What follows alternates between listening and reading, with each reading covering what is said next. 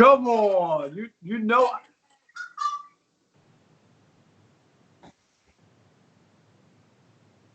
Oh no, that's my show. I just came off a cruise before all hell broke loose with the coronavirus. I was on a 5 night cruise to Mexico and to the United States. We did a Golden Girls cruise. There were over 1,000 Golden Girls fans on this cruise. We went to Cozumel and Key West. It was an awesome, awesome trip.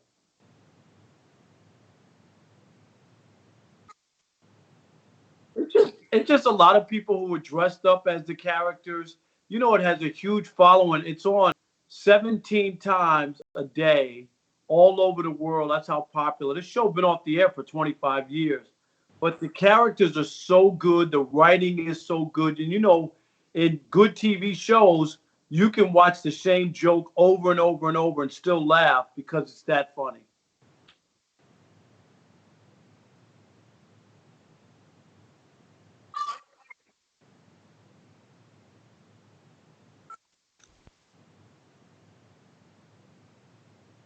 No, but I know I was watching the whole thing. I was watching Rob's pictures from the cruise. His his new sandals, his Gucci sandals that he had some he had some shorts that he got a great deal on at Marshalls that he was posting, and all these. And there was was there a Betty White dance contest, I think, or Oh something like yeah. that. Dave, Yeah, it was Dave, great. Dave was really following everything because It was I great. did. The shorts I got from Marshalls were $5. They were originally $95. I got them for $5, and my Gucci sandals, the original price was something like $600 for them, and I wound up getting them on sale for like 350. No, they were 750, and I got them for 353. So Dave was on his job. He was following the whole trip, and I broke out my new sandals. Most people didn't like them, but I loved them.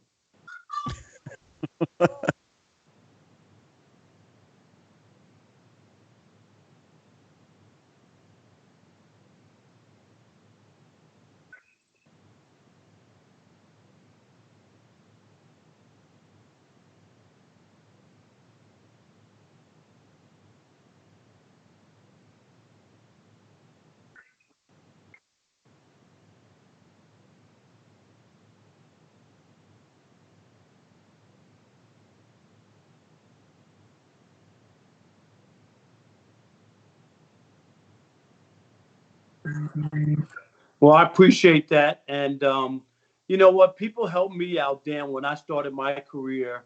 And I always believed that if I was ever in a position to be able to help other people, advice or help, it's not that hard to give back to people who are looking to make their way in the business. I never looked at it like, oh, I don't want to help.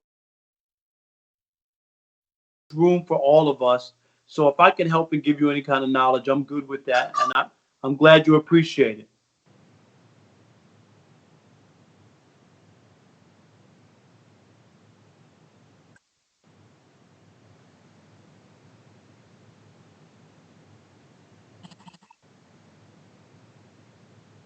Yeah, it's been crazy. I mean, the studio was shut down at FS1, so they're doing some digital stuff, but we're not like the other people. The main people are involved, and not like me or Chris Broussard or Greg Jennings, people who normally would appear on the shows. We're kind of left out in the cold, so we're not really. The television studio shut down. Radio, the Odd Couple with me and Chris Broussard on Fox Sports Radio. We still do the show every night. Chris does it from his house in New Jersey, and I do it from our apartment in LA. So we haven't been together in 3 weeks, I think now, almost 4 weeks. So it's different. Doing radio, it's always better when you can see each other and you can react, the chemistry part. We still pull it off. We're still doing all right, but it's better when we're together. And I also teach at USC, so now I'm teaching remotely from USC. So it's turned my world upside down, of course, like everybody else. And the other part is, just going a little stir crazy. I'm a people's person. Love to go out to dinner with people, have lunch with people, talk to people. I'm really into that, and not to be able to do that is real tough. So I'm hanging in. Prayers that it won't last that long, and if we do the right things, staying in, washing our hands, keeping our hands away from our eyes, face, and mouth. Eventually, we'll move on, and it'll be, it'll pass.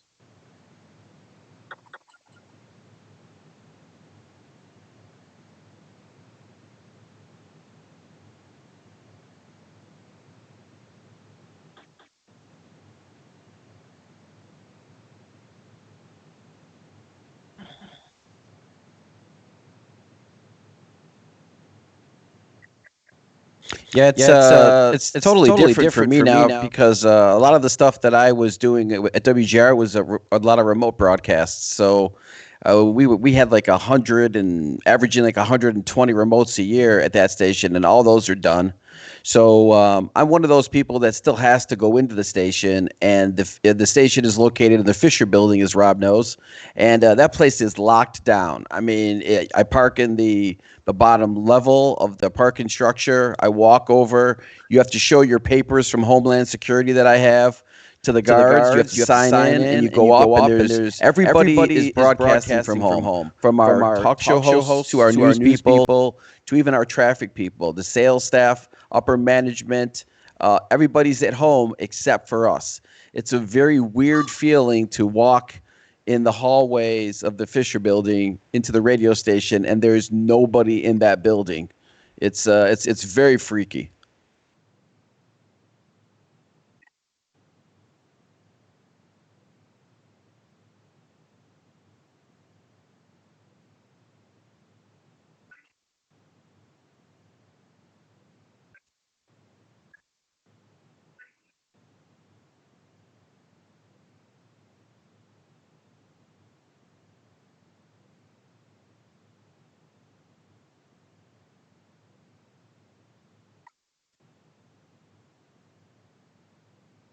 Yeah, you know what? Last Thursday, it really, which would have been opening day, it would have been at Dodger Stadium.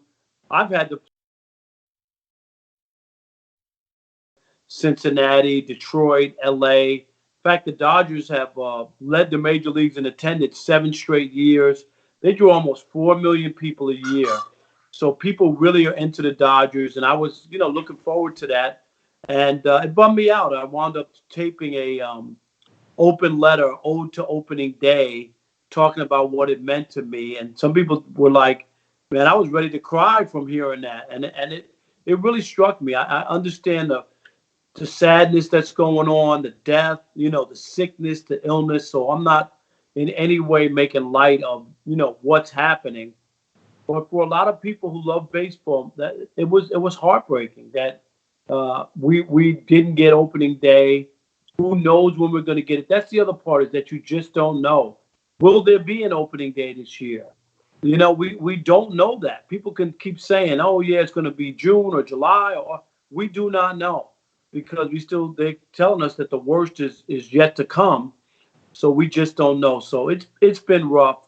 Baseball is my true love, and I spend a lot of time at the ballpark. I watch baseball every night at home or on the radio when I'm in my car. It's a constant for me. So I'm missing it terribly.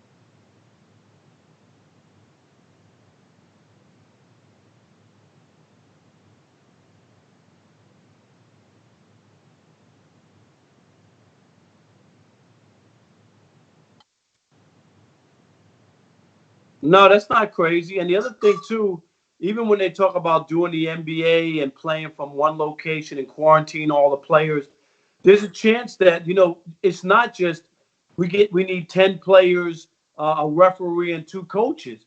There's support staff, there's scorers, there's reporters who have to cover the games, there's cameramen, there's direct. Do you know what I mean? Like there's so many people that the chances of you not where somebody maybe didn't have symptoms or failed the test could still wind up passing it along. So I don't know. And the idea of having fans, I'm with you.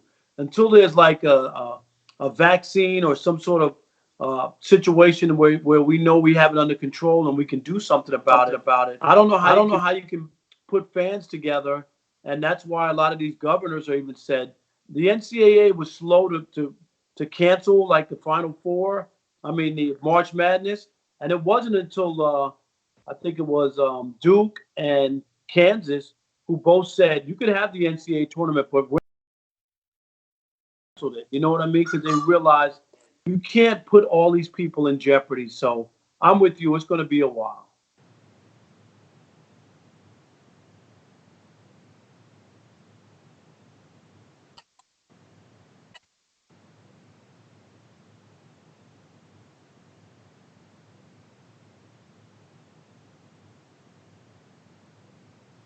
Yeah, I agree with Rob. It's I don't know how they're going to do it. I think football, especially it's such a fans play such a big part in the home field advantage. I just saw on my phone before we came on that they're thinking of canceling the Open Championship for golf.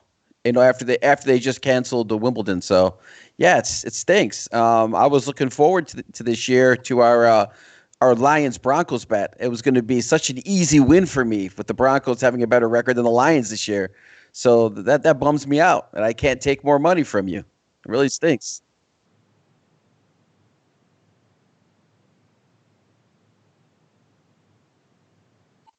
I'm gonna go. I'm gonna go with the Broncos any day over the Lions. I'm sorry, the Lions, and you know this too. Come on, Dan.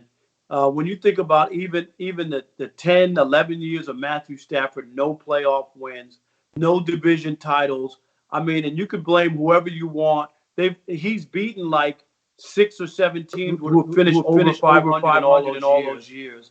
And I'm not saying that the defense hasn't been good or has been great or something, or they had great coaches. But great quarterbacks can win you when your defense isn't good, when you don't have a running game. And we've seen that in Green Bay with Aaron Rodgers, where they had plenty of years, but they didn't have other stuff, and they were still able to win and win a division. And I think that's the most glaring thing about Stafford and the Lions.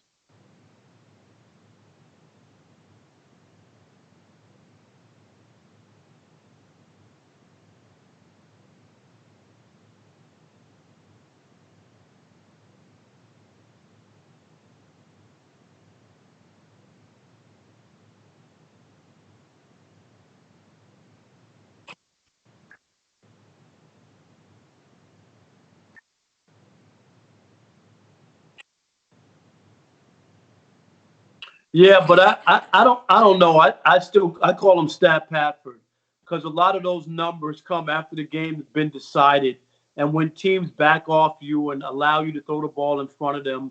So a lot of those games. I mean, I covered the Lions when they had two straight during the Matt Millen era, two straight 24-game losing streaks, which is almost impossible in this NFL filled with parity. But all I'm saying is at some point, I mean, you know what people talk about that Dallas playoff game. Right. The Lions got jobbed. It was a bad call. Matthew Stafford, go back and look at the tape. Got the ball back with 2.5 minutes to go in Dallas and 2 timeouts.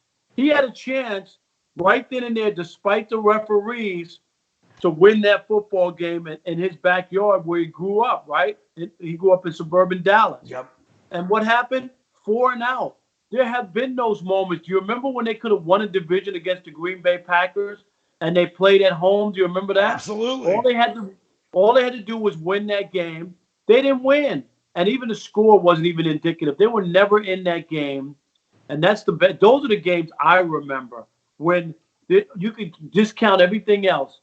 They had the same record as the Packers. All they had to do was win a home game against the Packers at Ford Field, and you're the division winner, and you have a bye in the playoffs, and they couldn't do it. Hey, that's our lot in life, Rob. It's our lot in life here when it comes to being, these starved and just almost in a way sacrificial Lions fans.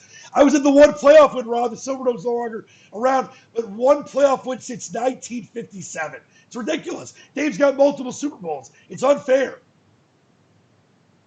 I think it's very fair. The Lions are just the organization, the team, the management, the players, the coaching staff, just everything about the Lions is poor.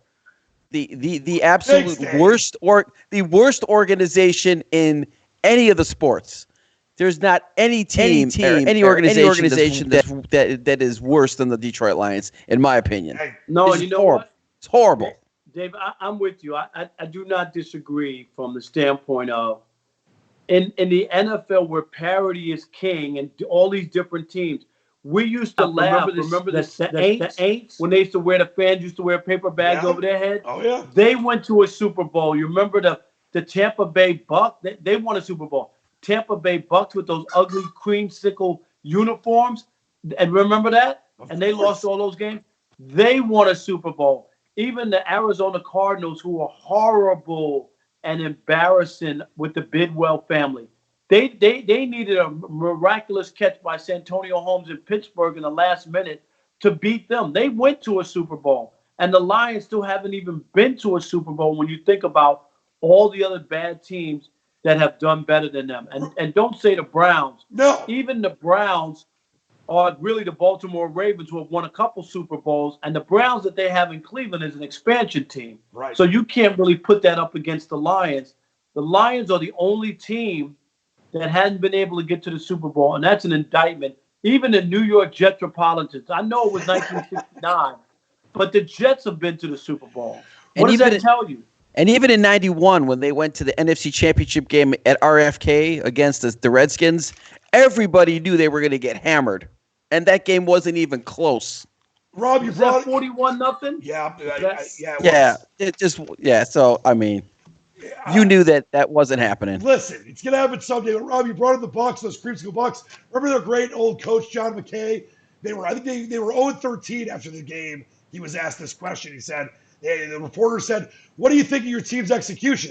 He's like, "I'm all for it." That's right. And they win a Super Bowl with Gruden. It's terrible. But we know that baseball is near and dear to your heart. So I thought we could have some. Wait a minute, Dan. What was the line from the Lions coach? Was it Monty? Marty Morningweg? No. Another. Monty Clark. Was it Monty Clark? Yeah, he's the one that was praying on the sidelines for Eddie Murray. Right, but there's another coach who asked. He looked around after he said, "What do you got to do to be fired around here?" You know, they had lost like. Yeah, that's right. No, was that Daryl? Was that Daryl? Daryl Rogers. Yeah, Daryl Rogers. Yeah. Right. What do you got to do to get fired around here? That's great. And then he got fired the next day, I think.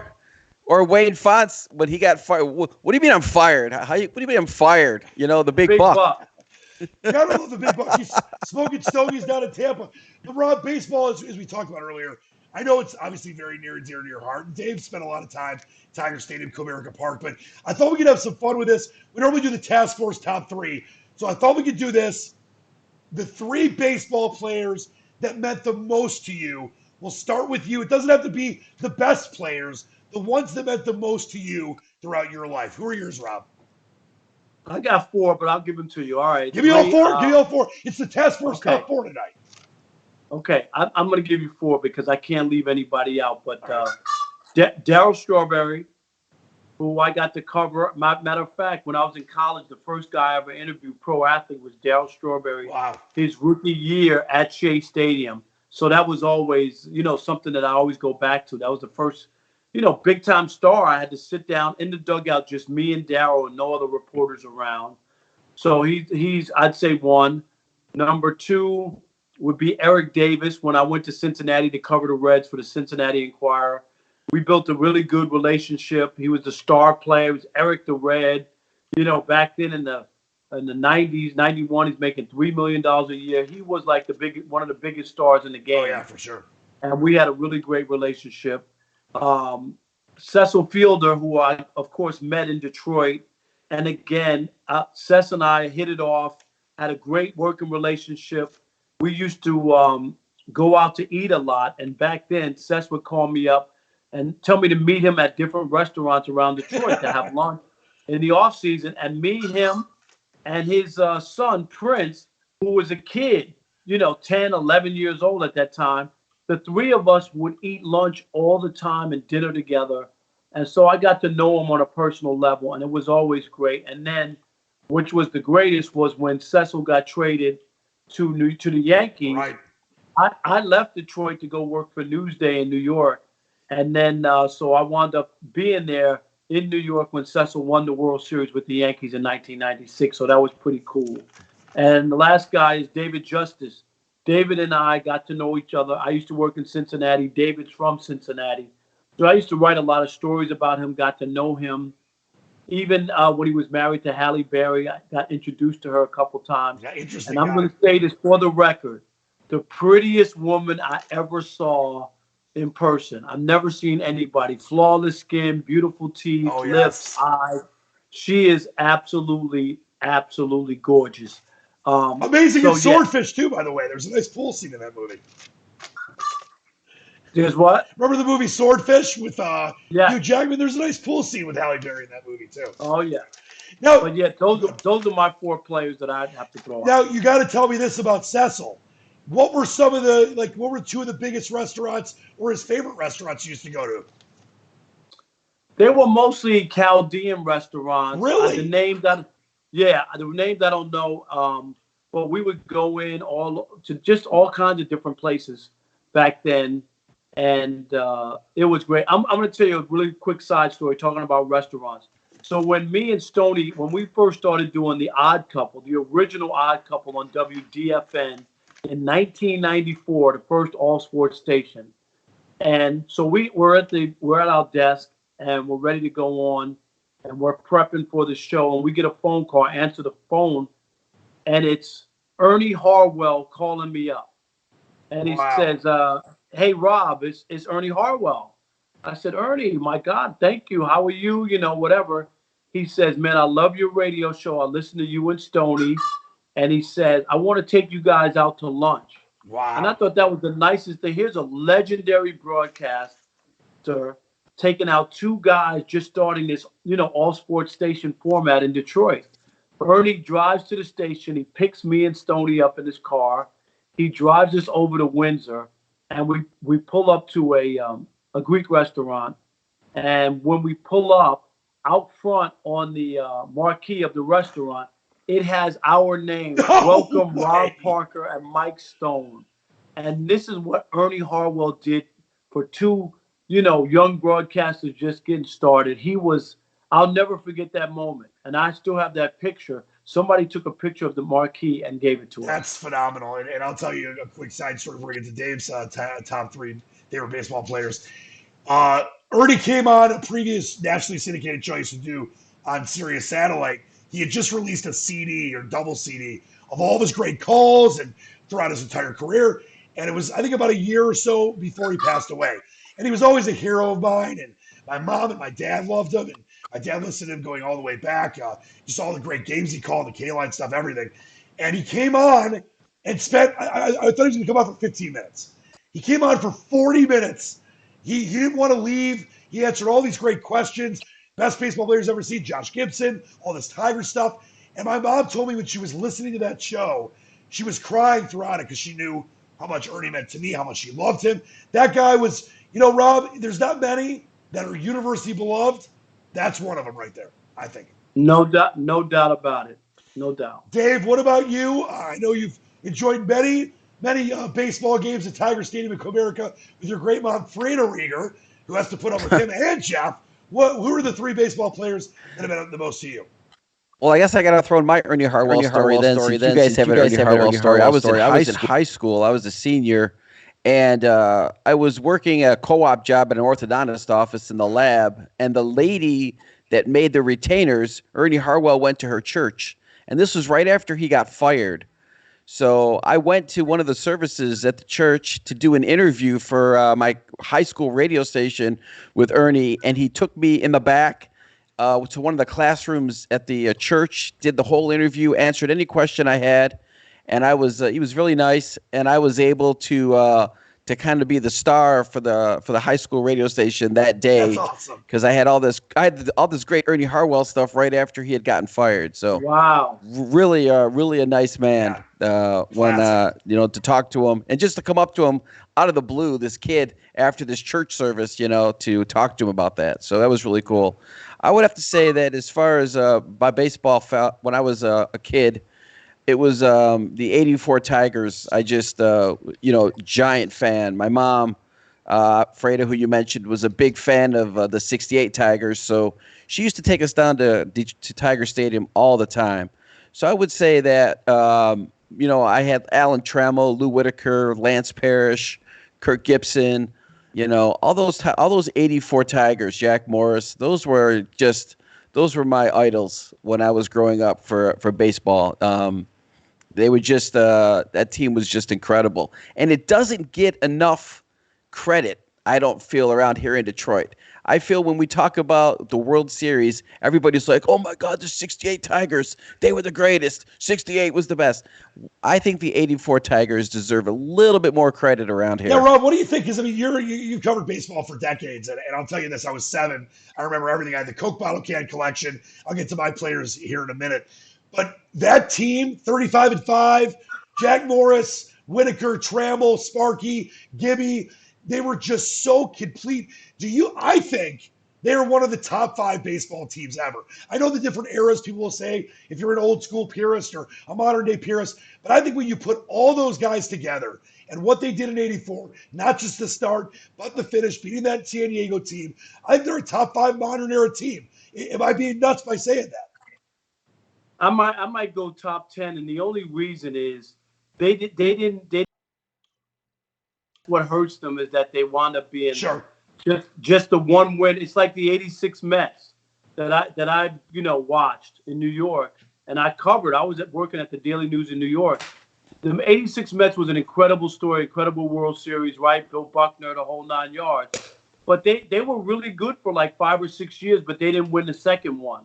And I think that they fall in with where you are with the Tigers and the '84 Tigers, that they were good. They had a great nucleus, but they didn't win again.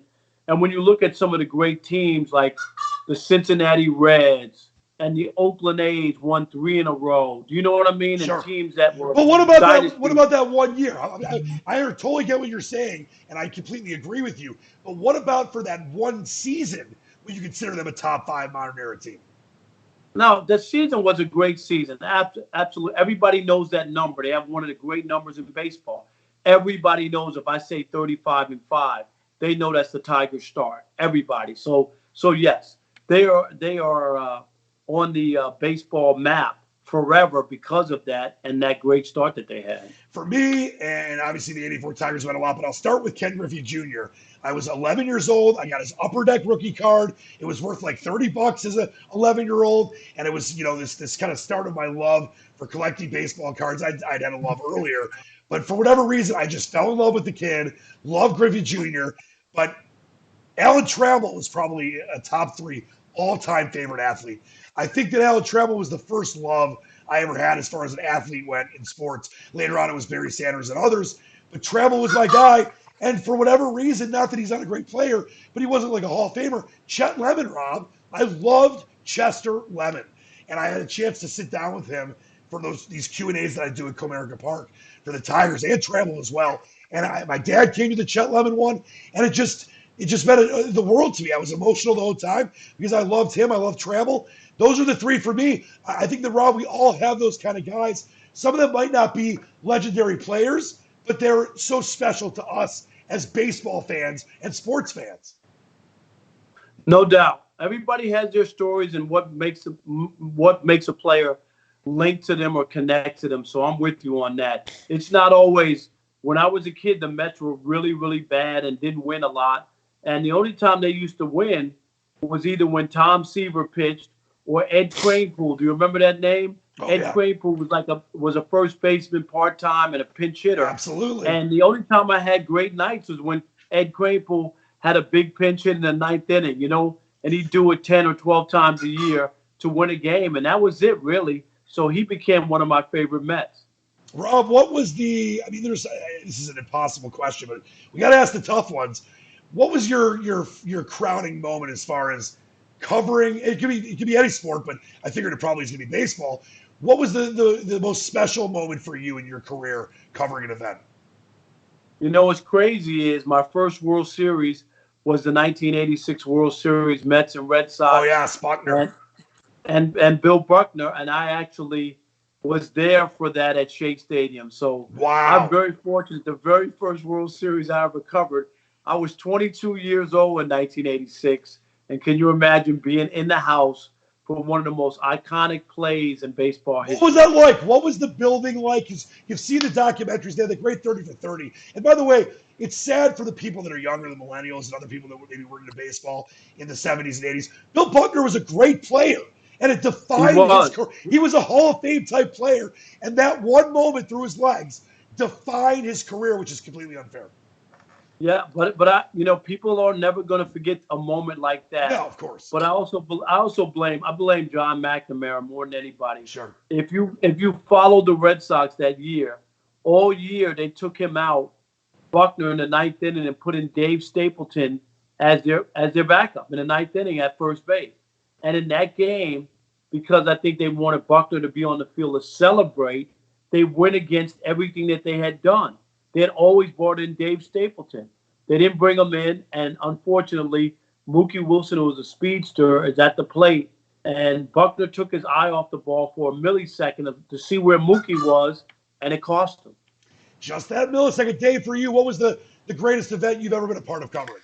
Well, the greatest event that I ever covered was Super Bowl 40 at Ford Field, which could have been the truly greatest event that I ever covered, except for the fact that the Steelers decided to go into Mile High and beat the Broncos 2 weeks before that game in the AFC Championship game. So instead of covering my team in the Super Bowl in my hometown, I had to cover Steelers Seahawks and listen to how Jerome Bettis was born here, and Jerome Bettis bowled the 300 here, and Jerome Bettis went to school here, and all this. And so it was a great moment to cover a Super Bowl, but it could have been so much better because I guarantee you that the Broncos would have easily taken care of the Seahawks in that Super Bowl. You wish. And don't forget, Ben Roethlisberger didn't get in on that touchdown they gave him. That was a bad Super Bowl game. I remember that. Terrible. It was one of the worst. I came in to do Radio Row for that here in the Red said, but it was just a bad game. Detroit did a great job putting it on. By the way, Mike in the chat, King Mike says, Mets Red Sox World Series made me fall in love with the game. Still a Sox fan to this day. I think that even the Sox fans back then, Rob, they lost that game. They lost the World Series, but it's like the curse of a Lions fan. It makes you want it that much more. No, of course. I mean, that was the one that they thought it was in the bag. In fact, on the big Diamond Vision, they flashed congratulations, Red Sox. 1986 World Series champions right before Bill Buckner missed the ball. I mean, it was unbelievable. That actually was up for like 2 milliseconds, and and then obviously that was only Game 6, and then the Mets came back from a 3-0 lead in Game 7 and won the World Series. It was an incredible story. Rob, you've been working your butt off, so I don't want to keep you much longer. It's an honor to have you on. You know how much you mean to me on a personal level. Let me do a little quick rapid fire with you. We've got our interesting house item of the day, and then we'll do our parting shots. Rob, you're the favorite athlete of your lifetime that you've ever been able to actually see in person. That I've never seen? No, that you have seen. No, your favorite athlete you have seen. Oh, that I have seen. Yes. Michael Jordan. Michael Jordan, I covered the game against Craig Elo, that famous shot to win the series. Oh, yes. I was sitting courtside for that game, and Michael Jordan to me was the greatest player I ever saw play. I thought he had all the intangibles. He had the skill, the will to win. He just was not to be denied. He was the greatest player I ever saw. He's the GOAT. Always will be, as far as I'm concerned, and end of discussion. All right, your favorite all-time movie? The Wizard of Oz, piece of cake. Great. What a great movie that is. And if you really just think about some of the stuff in there, and it stands the test of time. There was a jitterbug scene that got edited out, which kind of saved it, because the jitterbug is kind of an old, it's an old dance or whatever. So that would have aged it. It's ageless, and kids, keep growing up and keep watching it. And the witch keeps scaring people all these years, but I love the Wizard of Oz. Look what Wicked had, the whole Wicked thing on Broadway, and I saw it here in Detroit at the Fisher Theater where Dave works at WJR. All right, what's the last thing you listened to on the iPod or in your car, music-wise? The last thing I listened to, for me, it's Pearl Jam's new album. Love it. No, Voices Carry. Till Tuesday, Voice. You know that song, Till Tuesday? Oh yeah, Voices Carry. Great song. Yeah, I love that song. I'm into the '80s, so I listen to Sirius XM 80s on 8. That's what's usually playing in my car all the time. All right. But that's the last song I heard. And if you could meet any historical figure no longer alive, who would it be? For me, it's Socrates. Any historical, Martin Luther King. Oh, that's a great one. Martin Luther King. Yeah, absolutely. Him or Jackie Robinson. Those are the two I would love to sit down if I could have dinner or meet those guys. Those two mean the most to me. Brilliant choices. And I have to ask you this because a lot of people ask me, where did Come On start? Where did it come from? And are you happy that it's become legendary? You know what? There was a sportscaster in New York named Warner Wolf. I know Warner Wolf. Yes, Warner Wolf. He worked in D.C., but he worked in New York for a long time, and I was mesmerized by him as a kid and in high school. I once wrote a letter to Warner, and he read it on the news, on the 11 o'clock news when I was in high school. Wow. And that just lit a fire under me. Can you imagine writing a letter and the guy reading it on the news and thinking it was funny enough to read? So Warner Wolf used to say, "Come on." Not exactly like my "come on," but he would say, "Come on." He would say, his line was, "Give me a break." So sometimes he'd be like, "Come on, give me a break." And the "come on" stuck with me. Hey, it's a legendary line. Everyone knows it. Dave, what is your interesting, wacky house item that you brought for the task force today? I have this interesting item in honor of some news reports that I'm reading that we may have, Dan, another bet are coming our way with a Tiger versus Phil 2. But this time, no fans, but Tiger Woods paired with Peyton Manning. What? And Phil Mickelson paired with Tom Brady. Oh, you gotta be kidding me! So that is going to be awesome. It's I've been reading. CNBC had a story on it that it may happen in May. So what I have here is a crystal golf ball paperweight that is from Tiffany and Company that used to sit on my former boss Glenn Hagee, America's Master Handyman, prior to his death in 2017. This used to sit on his desk. That's pretty. So so I have this, and it's pretty cool. All right, great. That is nice. Great item by Dave. All right, let me Rob, get mine. Hold on. All right, Rob's he's in the bunker. He's got to be safe here, and he's going to get his. From what he said, this is a very special story. Look at this. Can you see it? Yep, the Empire State Building. It's the statue. It's the Empire State Building. You see it? Absolutely. Let me tell you. Yeah, tell me the story on that. Yes, that was given to me one Christmas by my longtime radio partner, Mark Wilson, the Man, when we did Parker and the Man on 97.1 back in the old FM talk days. And I cherish that. I've taken it everywhere I've moved. Mark gave that to me. It kind of always, no matter where I'm at or where I'm living, it reminds me of New York and home. So it's something that means a lot. And if I'm no longer here, I wanted to go back to Mark Wilson because it reminds me of him and reminds me of New York and reminds me of our 10-year bond on the radio together. And he's a great guy. He's definitely a close war personal friend of yours, that's for sure, Rob. Oh, no doubt about it. Every time I go to Vegas, I have dinner with him and Bernie Fratto, who used to be my main fill-in guy when I wasn't on the show, because remember I used to travel for the paper. So those two guys, made that show, and Bernie and Mark. So they mean a lot to me. Yep, they both reach out to me on Twitter and they text me these days. They're both great guys, and we wish them well. Mine, I know you guys can't see this, but I miss sports as we all do right now. So I got this great picture of my dad and I at Michigan Stadium from a couple of years ago. Obviously concerned about people that are getting older like my father. And I know that when sports come back, they'll be just they'll be just so much more special than they've ever been. I mean, they've always been special to guys like us and to so many people out there. But just to remember what this feels like, a beautiful like September, Saturday afternoon, Rob and Dave, Michigan, Notre Dame, whoever it is, I just can't wait for it. My dad's my hero, my sports hero, and hero in general. So can't wait for that to happen. Before we go, parting shots for you, Dave Rieger. I have this quick story. Speaking of Mark Wilson, so obviously Rob knows my brother Jeff very well, the famous Jeff's Jeff my Rieger. guy, you know that. And so Jeff had just gotten fired from his job up at WMLM in Alma, and came back to live with me for a little while, and had literally $100 to his name before he started working over at what is now 97.1 The Ticket.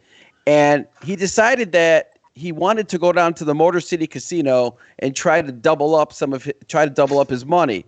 So we were driving down the lodge, and it just happened that Parker and the Man was on TV. And Jeff loved that song that you guys had, that Parker and the Man song before your show. The theme song, right. Yeah, it's great. So we're going down the lodge southbound to Motor City with his last $100. He's got the window open, and he's screaming outside the window, singing along to the Parker and the Man theme song. Needless to say, unfortunately, the blackjack dealer took his last $100, and it didn't end that well. But man, was he pumped going down to the Motor City Casino, listening to the Parker and the Man theme song, driving down the lodge. I love it. That's an awesome story, because you know that theme was. It's funny. One program director wanted us to change the theme song. He's like, "Y'all should just get into the show. You don't need a theme song." I was like, "Can't change the theme." This is gonna be a mistake. They tell us all the time. They would rush out of the job to get into the car just in time to hear it, right? Or they wouldn't get out of their car once they drove home until after they heard it. And I told the PD, I said, "Dude, this is not a good idea. You're the boss or whatever." So we did it one night. I think we didn't play the theme song, and he was inundated with phone calls and emails the next day. And he came back to us and he said, "Put the theme song back on," and that was it. That was based off of that's his Criminals with Bo Shebecker fired Ernie Hartwell. That was based off of a TV show, right? Yeah, that was Chico and the Man. Chico and the Man. That's right. That's where you guys got it from. It was great. But as far as my final shots, I guess, or things to say, obviously, everybody stay healthy, wash your hands, pay attention to the rules so we can get through this. And I'll end, my part of the show with what I always say, the words of my favorite TV coach, Coach Taylor, Eric Taylor from Friday Night Lights: "Clear eyes, full hearts, can't lose." Love it. My parting shot is to Lions GM Bob Quinn, who is awful. And it's embarrassing what the Lions have turned into, and you keep just hiring expatriates. That's a bad GM who just goes back to the well, to what he knew before, and not willing to look and think of new ideas and new people. Matt Patricia, the idea that they ran out who was the coach before? I just forgot his name. Jim Schwartz. Oh, Jim Caldwell. No. Caldwell, then Schwartz. They ran out Jim Caldwell because they said 9 wins wasn't enough. Right. And Matt Patricia's won 9 games in 2 years, and it seems to be okay with that. I feel bad for the Lions that they've turned the franchise over to Bob Quinn. He is anything but a mighty Quinn. He's been a disaster. Also, there's also a rumor, I guess my brother called me to say about Bill Simmons saying that Julian Edelman maybe to the Detroit Lions. Yeah, but that would only fit because that's what all they Patriots. Do. Rob, you've been around this business for a while. You've seen everything. Don't the law of averages weigh out? Like, I'm a long-suffering. I got to deal with Rieger and all this Broncos nonsense. Don't you think that it's going to weigh itself out someday? That we'll have a title or a playoff win someday? It's been one playoff win in 60-plus years. It can't go on forever. Sure, there'll be a playoff win, but it won't be based on the odds of not because you hadn't won before. It'll be because they finally hired the right person and put the right people together. A playoff win is not that impossible. You just got to have the right people making the right decisions. The Lions have done a terrible job of hiring people. Matt Millen was around for 8.5 years. Hey, how could a GM survive that long without any production? And Bob Quinn is the same thing. He said 9-7 in the playoffs wasn't good enough, and he goes hire his friend Matt Patricia, who's worse. Yeah. So as long as you keep doing that, you'll never win. Yeah, for 9-7, it's not good enough. 3-12-1, it definitely isn't good enough either. Rob, where can everyone catch you? I know you're doing the Odd Couple Radio. You got some stuff. You got Dan Patrick tomorrow. What's going on with you these next several weeks? Yep. So tomorrow, doing the Dan Patrick Show, 9 a.m. Eastern on Fox Sports Radio, and of course, the Odd Couple is every night, 7 to 10 p.m. on Fox Sports Radio. Me and Chris Broussard. That's every night, 7 p.m. And of course, on FS1, I'm usually on The Herd and Undisputed. I have appearances there. And you can read my column. I write a column for theshadowleague.com, that website out in New York. So those are the ways you can get me. My Twitter is @RobParkerFS1, Instagram @RobParkerFS1. And didn't you say you had a book that you wanted to mention too before? That's right. See, thank you so much. Dave saving me. I do have a new book out called If I'm Writing, I'm Ripping. It's the greatest title in the world. If I'm Writing, I'm Ripping. You can get it at Amazon.com. It's a collection of columns. There's a lot of Detroit stuff in there. So pick it up. When are we going on a Golden Girls cruise? Anytime soon? Next year, there's another one next April. So save your shekels. Hey, Rob, from someone that has always been an inspiration to me, I want to thank you for doing what you do, but coming on tonight. And as I've said on all these shows we've done, we've got to be there for each other. We got to understand that we need to be safe right now. It'll save lives. And things will be back to some kind of normal at some point. But hopefully it's a normal that's more special, that we're more understanding of each other, a little kinder, a little more gracious. And what you do, all the great work you do, Rob, helps, I think, people realize that. So thank you for what you do. We'll check out the book, and we will see you next time, my friend. Hey, guys, appreciate it. And for, I worked on Sports Final Edition for 20 years as well. So I'll NBC you later. NBC you later, Rob. We love you. We'll check out all your stuff as always. See you, Rob. Take care, all right, my man. guys, thank you. Till next time, believe in the dream.